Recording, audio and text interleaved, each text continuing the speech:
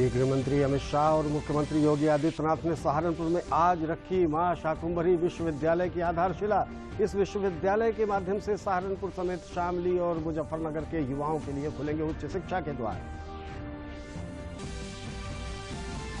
मुख्यमंत्री योगी आदित्यनाथ ने प्रदेश के 10वीं कक्षा से पूर्व और बाद के अध्ययनरत मेधावी छात्र छात्राओं को छात्रवृत्ति का किया ऑनलाइन हस्तांतरण। कहा, सरकार बिना भेदभाव के विद्यार्थियों को दे रही है सुविधाएं। प्रधानमंत्री नरेंद्र मोदी 7 दिसंबर को गोरखपुर में करेंगे खाद कारखाने का उद्घाटन। इस कारखाने में प्रतिवर्ष 13 लाख मीट्रिक टन यूरिया का होगा उत्पादन।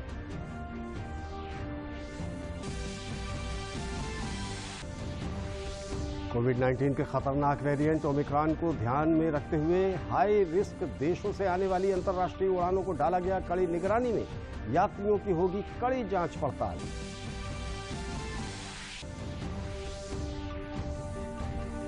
और मुख्यमंत्री योगी आदित्यनाथ और सूचना एवं प्रसारण मंत्री अनुराग ठाकुर कल गोरखपुर में दूरदर्शन केंद्र के अर्थ स्टेशन और प्रदेश में स्थापित अन्य 3 FM स्टेशन का करेंगे उद्घाटन।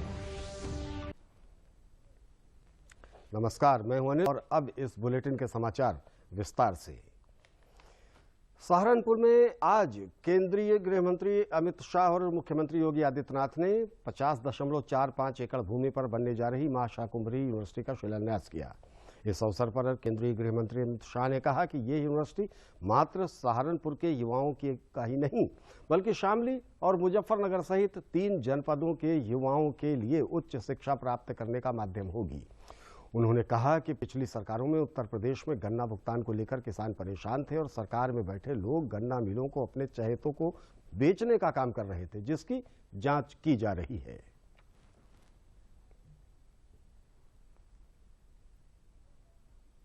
आज यहां पर यूनिवर्सिटी के भूमि पूजन के साथ ही उत्तर प्रदेश के जो शिक्षा के लिए एक बहुत बड़ा योगी जी के नेतृत्व में, दिनेश भाई के नेतृत्व में चल रहा है, उसमें एक कड़ी और जुड़ी है, एक आहुति और दी जाती है। इसके साथ ही आसपास के 3 जनपदों का, 3 जिलों के सभी युवाओं के लिए न केवल पढ़ाई लिखाई की व्यवस्था होगी, अपने घर के साथ ही उनको उच्च शिक्षा प्राप्त हो जाएगी। मित्रों, आज जब मैं यहां आया हूं, मैं कहना चाहता हूं कि 2017 में यही सहारनपुर में मैं आया था। सभा थी, सभा के बाद बहुत सारे लोग मुझे मिले थे और उस वक्त कहते थे कि साहब, उत्तर प्रदेश के अंदर हम तो परिवर्तन कर देंगे, मगर परिवर्तन के साथ हमारा जो पलायन हो रहा है वो क्या कम होगा? मैंने उनको कहा था कि आप एक बार भारतीय जनता पार्टी की सरकार बना दीजिए, आपको पलायन करने वाले उत्तर प्रदेश से पलायन करते जाएंगे। इस अवसर पर मुख्यमंत्री योगी आदित्यनाथ ने कहा कि इस यूनिवर्सिटी में 2022 से शिक्षण कार्य प्रारंभ हो जाएगा। इसके अंतर्गत 264 महाविद्यालय संबद्ध होंगे, जिससे आसपास के जिलों के युवाओं को बेहतर उच्च शिक्षा ग्रहण करने का अवसर मिलेगा। मुख्यमंत्री ने कहा कि अब सहारनपुर जनपद विकास के पथ पर चल रहा है। भाइयों बहनों, आज देश सुरक्षित हाथों में दुनिया के अंदर समृद्धि की ओर अग्रसर हो रहा है और उत्तर प्रदेश आदरणीय प्रधानमंत्री जी के मार्गदर्शन और प्रेरणा से विकास की नई बुलंदियों को छूता हुआ दिखाई दे रहा है। 2017 के पहले दिल्ली से सहारनपुर की दूरी 6 से 8 घंटे का समय लगता था। आज भाइयों बहनों, इस दूरी को 2.5 से 3 घंटे के अंदर पूरा कर सकते हैं। ये कार्य पहले भी हो सकता है। इससे पहले गन्ना किसानों के गन्ना मूल्य का भुगतान नहीं होता था। जब हम लोग 17 में आए थे तो माननीय अमित शाह जी ने इस बात को कहा था कि किसानों के बारे में बहुत स्पष्ट नीति होनी चाहिए। गन्ना किसानों का समयबद्ध तरीके से भुगतान की व्यवस्था होनी चाहिए। और मुझे बताते हुए प्रसन्नता है कि विगत 5.5 वर्ष के दौरान 1,42,000 करोड़ रुपए का गन्ना किसानों का गन्ना मूल्य का भुगतान गन्ना किसानों के खाते में किया गया। मुख्यमंत्री योगी आदित्यनाथ ने आज लखनऊ में 12,17,631 मेधावी छात्र छात्राओं को 10वीं कक्षा से पहले और 10वीं कक्षा के बाद की छात्रवृत्ति योजना 2021-22 के अंतर्गत 458 करोड़ 66 लाख रुपए की छात्रवृत्ति का ऑनलाइन हस्तांतरण किया। इसमें अन्य पिछड़ा वर्ग के 6,23,246 विद्यार्थी, अनुसूचित जाति के 3,54,088 विद्यार्थी, अनुसूचित जनजाति के 2,281, अल्पसंख्यक वर्ग के 71,725 विद्यार्थी और सामान्य वर्ग के 1,66,291 विद्यार्थी शामिल हैं। इन सभी विद्यार्थियों के बैंक खाते में सीधे छात्रवृत्ति का हस्तांतरण किया गया है। मुख्यमंत्री ने मेधावी छात्र छात्राओं को छात्रवृत्ति के प्रमाण पत्र भी इस अवसर पर बांटे। कार्यक्रम में प्रदेश के मंत्री रमापति शास्त्री, नंदगोपाल गुप्ता नंदी, अनिल राजभर, मोहसिन रजा और संजीव कुमार भी मौजूद थे। इस अवसर पर लाभार्थियों से संवाद करते हुए मुख्यमंत्री ने कहा कि राज्य सरकार विद्यार्थियों, खासकर बालिकाओं के भविष्य को उज्जवल बनाने के लिए कृत संकल्प है। उन्होंने कहा कि पैसे की कमी के चलते कोई भी योग्य विद्यार्थी उच्च शिक्षा से वंचित नहीं रखा जाएगा।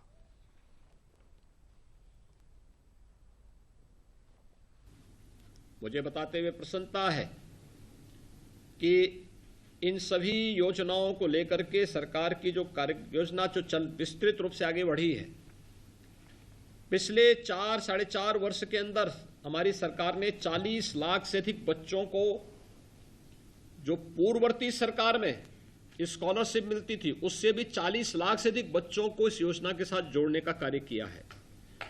दूसरा, पिछली सरकारें भेदभाव करती थी। 2016-17 में अनुसूचित जाति जनजाति के बच्चों की स्कॉलरशिप ही रोक दी गई थी और जब हम लोग 2007 मार्च से तो मैं करके आश्चर्यचकित था कि उन बच्चों की स्कॉलरशिप गई ही नहीं थी, परीक्षाएं नजदीक आ गई थी और फिर सरकार ने पहल करके उन बच्चों की स्कॉलरशिप को भेजने का कार्य किया था। जो सरकारें राजनीतिक प्रतिशोध और प्रतिद्वंदिता के तहत बच्चों के जीवन के साथ खिलवाड़ करती हो, उन लोगों के द्वारा ये सीधे सीधे शासन की लोक कल्याणकारी योजनाओं को बाधित करने का एक षड्यंत्र किया है। लेकिन पिछले 5 वर्ष के दौरान आपने देखा होगा कैसे शासन की योजनाओं को हर पात्र व्यक्ति तक पहुंचाने का हो रहा है, चाहे वह अनुसूचित जाति जनजाति के बच्चों के लिए फ्री में कोचिंग की व्यवस्था की जाने वाली व्यवस्था हो, अल्पसंख्यक समुदाय के बच्चों के लिए कोचिंग की व्यवस्था हो, या अन्य सभी बच्चों के लिए, पिछड़ी जाति सामान्य जाति से जुड़े हुए बच्चों के लिए भी कोचिंग की फ्री में व्यवस्था। अभ्युदय योजना वर्तमान में सफलतापूर्वक प्रदेश के अंदर संचालित हो रही है। गोरखपुर में प्रधानमंत्री नरेंद्र मोदी द्वारा खाद कारखाने का उद्घाटन 7 दिसंबर को किया जाएगा। इस संबंध में हिंदुस्तान उर्वरक रसायन लिमिटेड द्वारा पत्रकार वार्ता का आयोजन किया गया। हिंदुस्तान उर्वरक रसायन लिमिटेड के एमडी अरुण गुप्ता ने बताया कि गोरखपुर में बंद पड़े खाद कारखाने का प्रधानमंत्री नरेंद्र मोदी द्वारा 22 जुलाई 2016 को शिलान्यास किया गया था। इस खाद कारखाने के बनने से 8,000 करोड़ रुपए से ज्यादा का निवेश हुआ है। जापान की टोयो कंपनी द्वारा ये खाद कारखाना बनाया गया है। इस खाद कारखाने में 13 लाख मेट्रिक टन यूरिया का उत्पादन प्रतिवर्ष एवं 3,850 मेट्रिक टन यूरिया प्रतिदिन होगा। इस कारखाने से अच्छे क्वालिटी के यूरिया का उत्पादन होगा। 45 किलोग्राम की बोरी 266 रुपए 50 पैसे में 22 जुलाई 2016 खाद कारखाने के बन जाने से लोगों को रोजगार के अवसर प्राप्त होंगे और इस क्षेत्र का विकास होगा। इस फर्टिलाइजर प्लांट का शिलान्यास रखा था और उसी दिन भी एम्स का शिलान्यास भी हमारे साथ ही रखा गया था। और ये एक अपने में बहुत ही डिफिकल्ट, बहुत ही रेयर एक ऐसा कोइंसिडेंस है, एक अपॉर्चुनिटी है, एक ऐसा उत्सव है कि उन दोनों का लोकार्पण भी वही प्रधानमंत्री कर रहे हैं आके जहां उन्होंने शिलान्यास किया था। इस प्लांट को बनाने के लिए तकरीबन 8,000 करोड़ से ज़्यादा का निवेश लगा है और 27 फरवरी 2018 को इसका जीरो डेट हुआ था और जापान की कंपनी जो है टोयो, उसको इसका काम सौंपा गया था पूरा कारखाना बनाने का। और इसकी जो कैपेसिटी है वो सालाना जो है करीब 12.7 lakh metric ton per annum, मतलब समझे 13 लाख, समझ लीजिए 13 लाख टन नीम लेपित यूरिया का सालाना प्रोडक्शन होगा।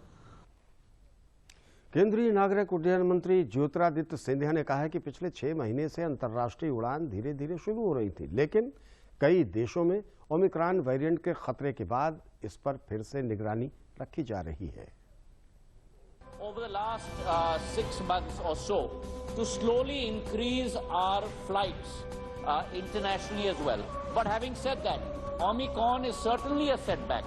It is a setback because all countries across the world need to be safe and secure. That is our first priority. And therefore, different countries have put in place different yardsticks. I think the yardstick that has been put in place by our government with putting 11 countries marked as at risk and testing them completely is the right way to go. कोविड-19 के नए variant Omicron को ध्यान में रखते हुए सरकार ने इस वायरस से बचाव के लिए तैयारियां तेज कर दी हैं। केंद्रीय स्वास्थ्य मंत्री मनसुख मांडविया ने आज एयरपोर्ट स्क्रीनिंग को लेकर राज्यों के साथ बैठक की। बैठक में स्वास्थ्य मंत्री ने सभी राज्यों से अंतर्राष्ट्रीय हवाई अड्डों पर सख्ती से निगरानी रखने की बात कही है। गौरतलब है कि दक्षिण अफ्रीका और अन्य हाई रिस्क वाले देशों से लौटे 6 लोग कोरोना वायरस से संक्रमित पाए गए हैं। 3,475 यात्रियों की स्क्रीनिंग के बाद 6 लोगों में कोविड-19 महामारी के लक्षण मिले हैं। कोरोना संक्रमित पाए गए लोगों के नमूने जीनोम सीक्वेंसिंग के लिए भेज दिए गए हैं। इसके साथ ही उनकी कॉन्टैक्ट ट्रेसिंग भी की जा रही है। समाचारों में आगे बढ़ने से पहले लेते हैं एक विराम। अपने अकाउंट से संबंधित लेन देन के बारे में तुरंत अलर्ट पाने के लिए अपने बैंक के पास अपना मोबाइल नंबर और ईमेल रजिस्टर कर दीजिए। अगर आपको किसी ऐसे लेन देन के बारे में अलर्ट मिलता है जिसे आपने नहीं किया है या फिर अधिकृत नहीं है, तो तुरंत अपने बैंक को आप सूचित करें। आरबीआई कहता है, जानकार बनिए, सतर्क रहिए। विराम के बाद आपका पुनः स्वागत है। आइए बढ़ते हैं अगली खबर की तरफ। प्रदेश के उप मुख्यमंत्री केशव प्रसाद मौर्य ने कौशाम्बी में विभागीय अधिकारियों और पार्टी पदाधिकारियों के साथ बैठक की। इस अवसर पर उन्होंने विपक्ष पर जमकर निशाना साधा और 2022 के विधानसभा चुनावों में 300 से ज्यादा सीटें जीतने का दावा किया।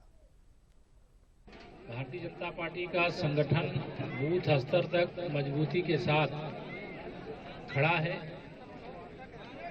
और लगातार बूथ स्तर की टीम हमारी पन्ना प्रमुख तक बनाने का काम कर रही है। 2022 में एक बार फिर से 300 से अधिक सीटों पर भारतीय जनता पार्टी गठबंधन विजयी होगा। कांग्रेस की राष्ट्रीय महासचिव एवं प्रदेश प्रभारी प्रियंका गांधी ने मुरादाबाद जनपद में प्रतिज्ञा रैली को संबोधित किया। प्रियंका गांधी ने कहा कि कांग्रेस पार्टी इस चुनाव को सिर्फ और सिर्फ विकास के आधार पर लड़ना चाहती है। हमने प्रतिज्ञा ली कि हम 20 लाख रोजगार लाएंगे, हर जिले में उद्योगों के हब लगवाएंगे और किसानों के हित में काम करेंगे। के मुख्यमंत्री भूपेश बघेल ने प्रतिज्ञा रैली को संबोधित करते हुए लोगों से जाति धर्म को छोड़कर बेरोजगारी और महंगाई के मुद्दे पर वोट करने की बात कही।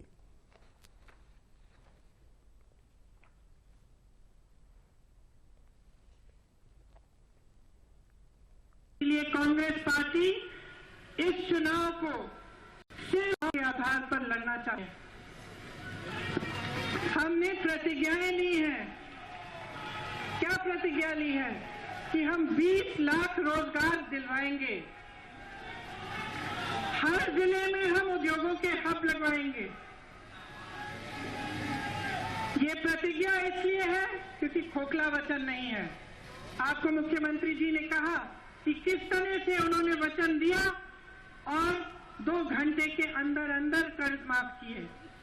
उन्होंने आपको बताया कि किस तरह से छत्तीसगढ़ में आज कांग्रेस की सरकार 2500 रुपए क्विंटल धान खरीद रही है।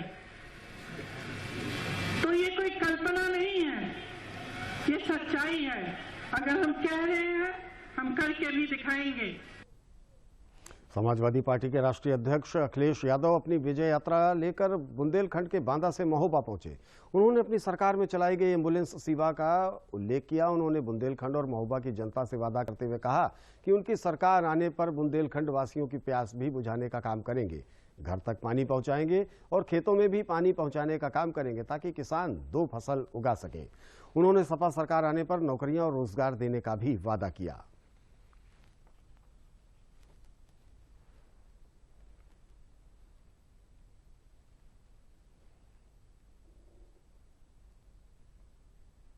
₹500 हम लोग सम्मान में देते थे आपको, अब महंगाई बढ़ गई है, हमें अगर 3 गुना भी देना पड़ेगा तो भी समाजवादी लोग पेंशन दे करके अपने गरीबों के परिवार में खुशहाली लाने का काम करेंगे। आजादी के अमृत महोत्सव के तहत सूचना प्रसारण मंत्रालय के लोक संपर्क ब्यूरो लखनऊ कार्यालय द्वारा वाराणसी में मलदहिया स्थित राजकीय बालिका विद्यालय में 5 दिवसीय चित्र प्रदर्शनी लगाई गई। प्रदर्शनी स्वतंत्रता संग्राम सेनानियों के बारे में तथा देश की आजादी से संबंधित चित्रों को लगाया गया है। आज प्रदर्शनी के द्वितीय दिन आयोजित प्रश्नोत्तरी प्रतियोगिता में बड़ी संख्या में छात्र छात्राओं ने भाग लिया और विजयी प्रतिभागियों को पुरस्कृत भी किया गया। इस अवसर पर जादू के माध्यम से भी लोगों को जागरूक किया गया।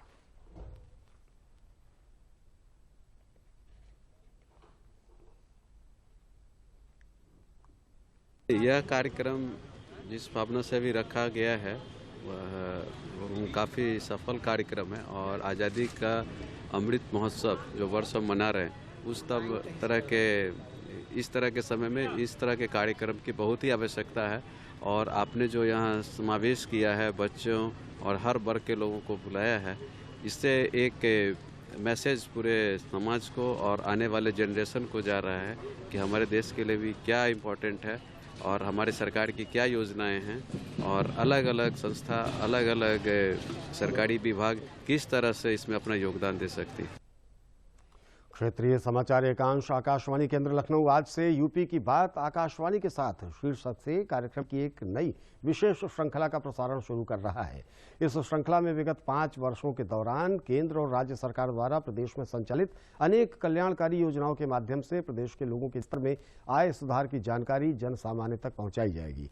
10 मिनट के इस कार्यक्रम का प्रसारण सप्ताह में प्रत्येक मंगलवार, बृहस्पतिवार और शनिवार को शाम 7:45 से 7:55 के बीच आकाशवाणी लखनऊ के प्राइमरी चैनल 747 किलोहर्ट्ज पर किया जाएगा। और आइए अब देखते हैं डीडी न्यूज उत्तर प्रदेश के खास प्रोग्राम के बारे में।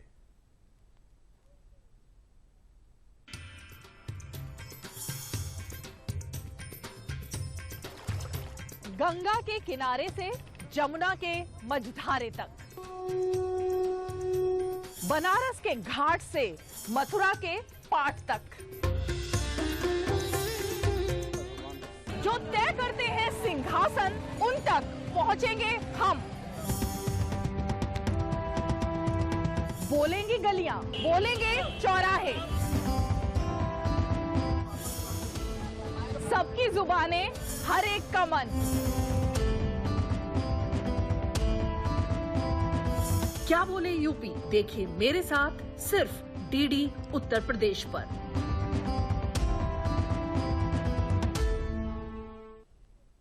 मुख्यमंत्री योगी आदित्यनाथ और सूचना एवं प्रसारण मंत्री अनुराग ठाकुर कल गोरखपुर में दूरदर्शन केंद्र में अर्थ स्टेशन का उद्घाटन करेंगे। इसके साथ ही 3 FM स्टेशन का भी उद्घाटन गोरखपुर से ही बटन दबाकर करेंगे।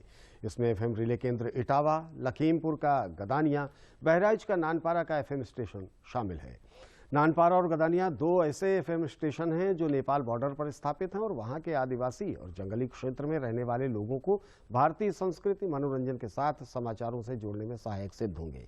स्थानीय स्तर पर लोगों को कला संस्कृति के साथ स्थानीय उद्योग पर जानकारी भी एफएम के माध्यम से लोगों को मिलेगी। अर्थ स्टेशन के गोरखपुर में स्थापित होने से यहाँ के स्थानीय कलाकारों को भी लाभ होगा। यहाँ के बने कार्यक्रमों का प्रसारण दिल्ली और लखनऊ से किया जाएगा।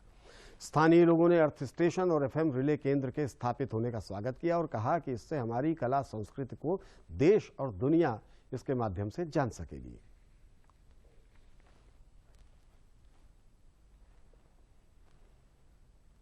देखिए, सबसे बड़ी बात यह है कि दूरदर्शन का जो ये अर्थ स्टेशन स्टार्ट हो रहा है, इसमें सबसे ज़्यादा फायदा यहाँ क्षेत्रीय कलाकारों को होगा।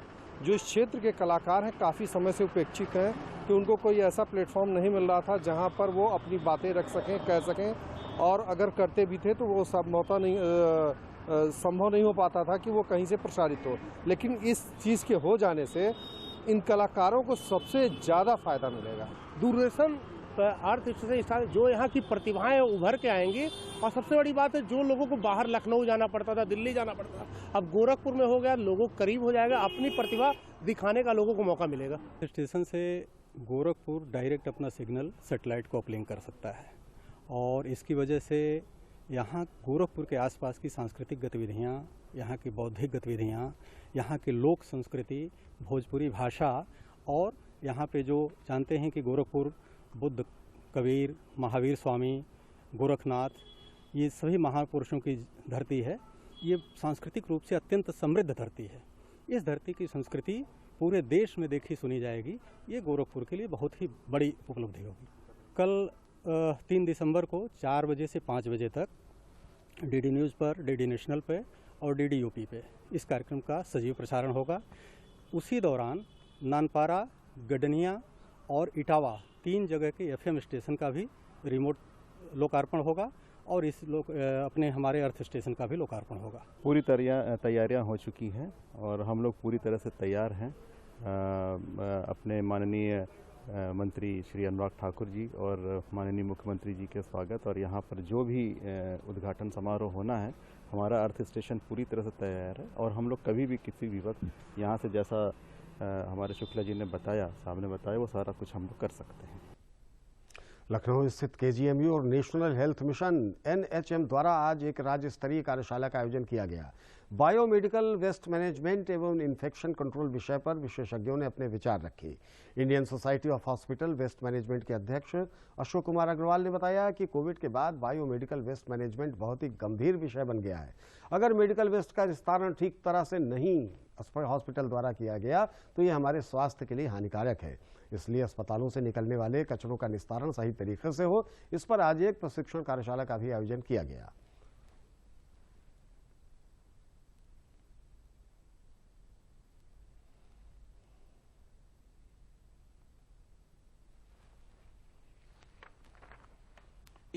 तो ये बायोमेडिकल वेस्ट मैनेजमेंट एक बहुत सीरियस इशू है, जो कि कोविड बायोमेडिकल वेस्ट कोविड के पैंडेमिक के टाइम में बहुत सीरियस हो गया है।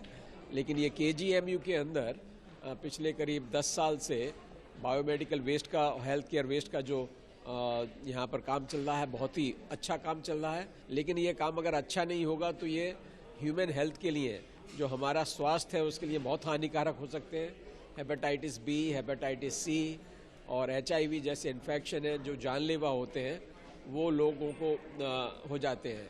तो ये सारी जो वेस्ट निकलती है अस्पताल से, इसकी ट्रेनिंग ये NHM में जो आपके ज़िले उत्तर प्रदेश की 75 शायद 75 ज़िले हैं जिनमें ये पार्टिसिपेंट्स, डेलीगेट्स आ रहे हैं। तो इनको यही बताया जा रहा है कि किस तरीके से आप अपनी सुरक्षा कर सकते हैं, किस तरीके से जो वेस्ट है अस्पताल की, जो पेशेंट से निकलती है, ऑपरेशन थिएटर से निकलती है, लेबर रूम जहाँ डिलीवरी होती है वहाँ से निकलती है, उसको किस तरीके से at the point of generation जहाँ वो पैदा होती है उसी को सेग्रीगेट करना होगा। इस मौके पर केजीएमयू के चिकित्सा अधीक्षक डॉक्टर सत्यनारायण शंखवार ने बताया कि कोरोना के नए वेरिएंट ओमिक्रॉन से लोगों को डरने की जरूरत नहीं है। उन्होंने कहा कि कोविड के जो नियम हैं लोग उनका अनुसरण जरूर करें, लोगों से दूरी बनाकर रखें और मास्क का प्रयोग करें। उन्होंने बताया कि केजीएमयू हर स्तर पर इससे निपटने के लिए तैयार है।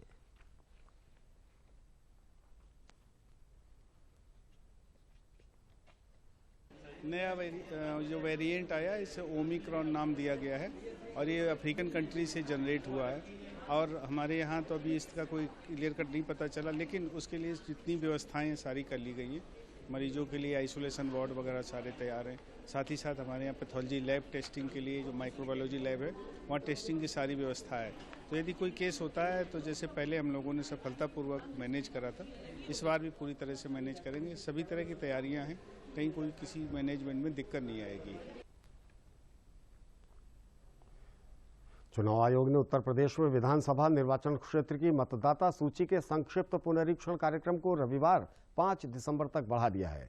प्रदेश के मुख्य निर्वाचन अधिकारी अजय कुमार शुक्ला ने एक विज्ञप्ति में बताया कि मतदाता सूची की संक्षिप्त पुनरीक्षण कार्यक्रम का आयोजन 1 नवंबर से 30 नवंबर तक किया जा रहा था। उन्होंने कहा कि इस दौरान मतदाता सूची में नाम जुड़वाने, किसी प्रकार का संशोधन करवाने अथवा नाम कटवाने आदि से संबंधित दावे और आपत्तियां अब आगामी 5 दिसंबर तक प्रस्तुत की जा सकती हैं।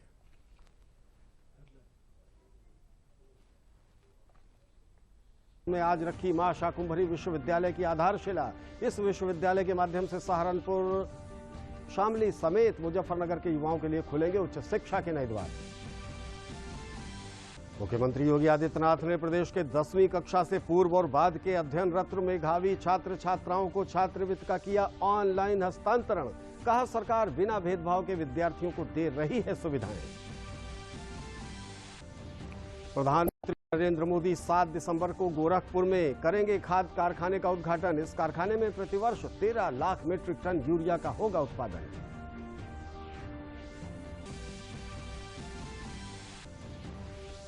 कोविड-19 के खतरनाक वेरिएंट ओमिक्रॉन को ध्यान में रखते हुए हाई रिस्क देशों से आने वाली अंतर्राष्ट्रीय उड़ानों को डाला गया कड़ी निगरानी में। यात्रियों की होगी कड़ी जांच पड़ताल।